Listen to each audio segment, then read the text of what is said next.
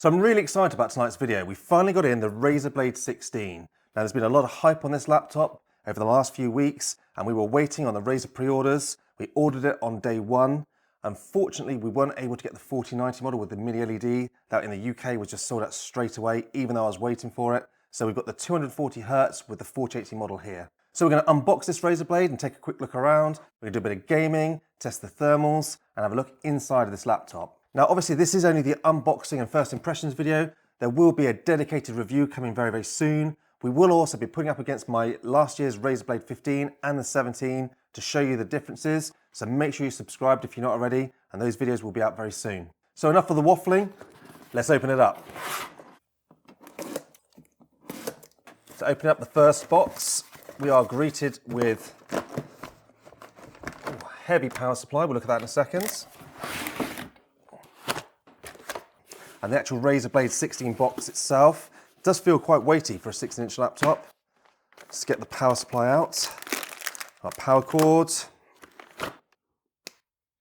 And here is the new 330 watt GAN charger. It looks very similar in size to last year's models. So let's get inside the actual laptop itself. As usual, wrapped in plastic. It does feel quite nice and thick. We've also got a little booklet in here. Take a very quick look. Thank you for choosing a Razer system. Thank you for selling a kidney. Then we've also got a little message from Min Liang Tan and how to change the drivers to studio drivers. Microfiber cloth to keep it clean because you know it's a fingerprint magnet. The legendary Razer stickers, I know you're going to want those. And our Blade 16 booklet to get you started. Okay, so the laptop. Very easy to get into, that's nice. It's really quite hefty. Certainly feels a lot heftier than last year's 15. If I just quickly put them side by side, you can see straight away how much thicker this model is. Still easily handleable, it's only about 2.5 kilograms, so it's still not a heavy laptop by any means, but it is heavier and thicker than the 2022 model it's replacing.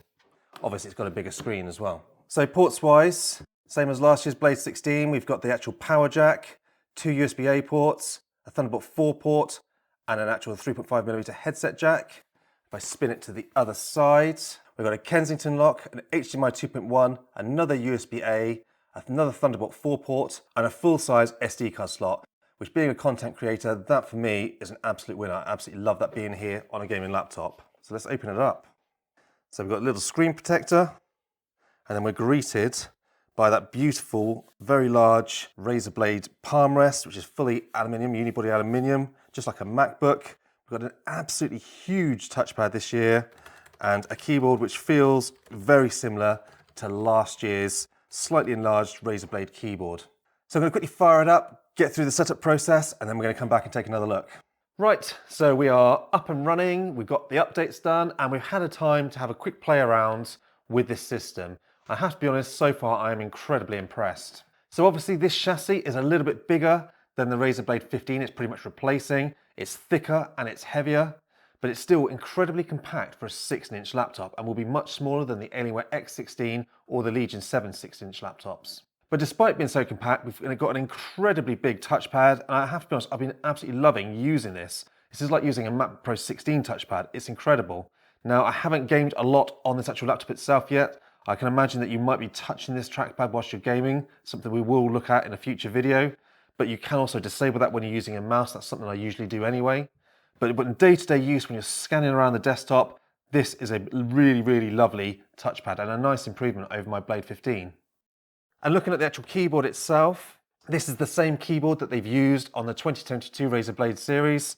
Razer Blade keyboards are very average for a typing experience, and I must admit I way prefer an Alienware keyboard for typing on day-to-day use, but the 2022 and now the 2023 versions were much improved over the older Razer Blades. They got slightly bigger keycaps and a much crisper tactile feeling than they used to have. One annoyance I've got with this keyboard, over in the UK we get the QWERTY keyboard layout that we get over here. All of our secondary functions are not backlit at all, which makes it very difficult using some of the multimedia keys in the dark. If you're in the US, this won't relate to you because you will get a decent keyboard with secondary backlit characters, but if you're in Europe or the UK, you will not. And I think considering we're paying as much money as everyone else does in the States, Why are we getting an inferior keyboard? Flanking either side of the keyboard are the sort of laser milled holes for the speakers. This year on the Razer Blade, we've got 4 speakers and they do sound a lot better than previous years. We'll be doing a detailed test of the speakers in some upcoming videos, so make sure you are subscribed. And then moving up to the screen, I've chosen the QHD 240Hz model because I could not get the mini LED. I was quite initially disappointed that I didn't manage to get the mini LED, but having spent some time with this QHD, it is a really impressive panel. Not only does it look incredibly sharp and it's incredibly fast in our day-to-day use, it gets about 500 nits of brightness, which is a massive improvement over last year's Razer Blade 15 models. Either QHD or 1080p models were about 300 odd nits, so this is a massive improvement, especially for myself. I often work in a bright studio or in a bright house where I live, and I do love having 400 to 500 nits on my screen. Now obviously if you get the mini LED, that model goes up to 1000 nits of brightness, which is really quite incredible, and I will be trying to get one of those in soon. Moving up above the actual screen itself, you will notice another difference this year is we actually have a privacy shutter on the actual webcam this year, and that's something I do like to see. We've loved that about a lot of the Lenovo ThinkPads in the past. Nice to see Razer adding it into this model here. And before I move on to the performance of this model, which I'm sure everyone's waiting for, just want to briefly talk about upgradability and ease of access to the parts in this laptop. Just like the Razer Blade 15, it's very easy to get the base plate off this model. It gives you access to 2 RAM slots and 2 SSDs. Now the SSDs are double stacked, which means one SSD is on top of the other one, and it does mean you're limited to single-sided SSDs, which cap out at about 2 terabytes each at the moment, but it still means you can put 4 terabytes in this machine easily and have up to 64 gigabytes of RAM. Now Razer do ship this with 5600 MHz DDR5 in this model, but if you go above the 32 gigabytes supplied, it will drop that speed down because it can't handle more than 32 gigabytes at 5600 MHz, and that is something we are going to test in the future. So then talking about performance, and this is something that I really wanted to have a really good look at on this machine. Now this will be brief in this first look, but we will be looking in much more depth in the full review. But by adding a few millimeters of thickness to this model, which I really think it needed because the Blade 15 was massively thermal throttled, this Blade 16 has really surprised me. The power that it actually puts through this CPU is incredible. Running Cinebench R23, it hit over 130 watts initially, and then eventually after 30 seconds throttles down to 110 watts and holds it at 110 watts throughout the entire 10-minute test. And it does so at about 60 to 70 degrees centigrade, which on a compact chassis like this is really impressive. Last year's Anywhere X17R2 with its full fan and vapor chamber got way above that at 110 watts. So this is really impressive on this compact light Razer Blade 16.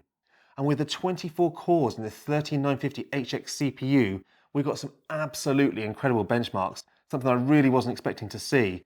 We've got over 26,000 points in Cinebench R23 in its max performance mode, and we've got about 20,000 in Geekbench 5 multi-core test. And the single core score was just under 2,000, which is the best I've seen on a CPU, especially in a laptop. I've been really impressed with the CPU they've put in this machine.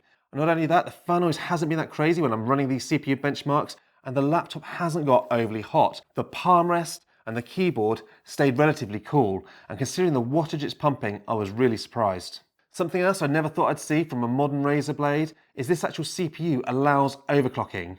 Now you can do it in the Synapse software by just a click of the overclocking mode in the Performance tab, or I've also used it in Throttle Stop to see the max options available on this CPU. And you can pretty much undervolt it, you can change the actual ratios, you can overvolt it, you can do what you want with the CPU, and that is lovely to see. Now obviously we will be spending some time tweaking and seeing what we can get out of the CPU, so again that will be coming in a further video. Moving on to the GPU in this model, we've got the 4080. Now you can get this obviously with the 4090, and in the future there will be a 4060 and 4070. But the 4080 in this model has performed way beyond my expectations. Razer have given it 175 watt TGP, and running Time Spy, we've got well over 18,000 points for this GPU, which puts it above my actual desktop 3080, something I wasn't expecting from a thin and light laptop. And also gaming has been an absolute joy, where the fan hasn't been that crazy and it hasn't even heated up that much, especially compared to the Blade 15, which used to get very hot on the palm rest and the middle of the keyboard. I've been so impressed. I'm so glad that Razer have added a little bit of thickness to give us this much performance, which you really needed out of these Blade laptops, especially when you're paying a ridiculous price of $3,599 for a laptop like this. Now all the testing we've done so far and all the games we've tested have been in the max performance mode. In the full review we will be testing out the other modes as well, but just at the moment we wanted to see how far we can push this machine, and I've been really impressed with it. Now obviously we haven't had this long enough to look at battery life, but Razer have increased the size of the battery in this Blade 16. And we are hoping we're going to get some pretty good battery life numbers out of this machine. But the 240 watt panel can automatically switch down to 60 Hertz now when you move it to battery mode. And that is a nice touch from Razer this year. So then, the Razer Blade 16. This is something Razer should have done a long time ago. Adding a very slightly thicker chassis has made such a difference to this actual product. Changing the screen ratio to 16:10 and a 16-inch screen is a big plus. It gets rid of that horrible gap we had on the Razer Blade 15, which was completely pointless. We've now got a much more seamless screen when we're looking at it. Having that 500 nits of brightness is a big deal for me in day-to-day use. It's something that I really do utilize. But obviously, as with all Razer Blade laptops, it is expensive. $3,509 for this model, $4,299 for the actual mini LED with the 4090. These are crazy prices. But one thing I did notice this year, and one thing that has surprised me, is normally with Razer you're paying hundreds more than other gaming laptops. But looking around at the marketplace at the moment, there are many other gaming laptops of a similar specification to this at a very similar price. So this year you don't feel like you're paying a huge amount extra in Razer tax. So that's my first impressions of the Razer Blade 16. I'm really impressed with this actual laptop. But as usual, I'd love to know your thoughts on this Razer Blade 16. Pop it down in the comment section down below. And if there's anything you'd like to see in the full review, if you've got any questions, also pop them down in the comments and I will try and get back to you. And as always, thank you for watching.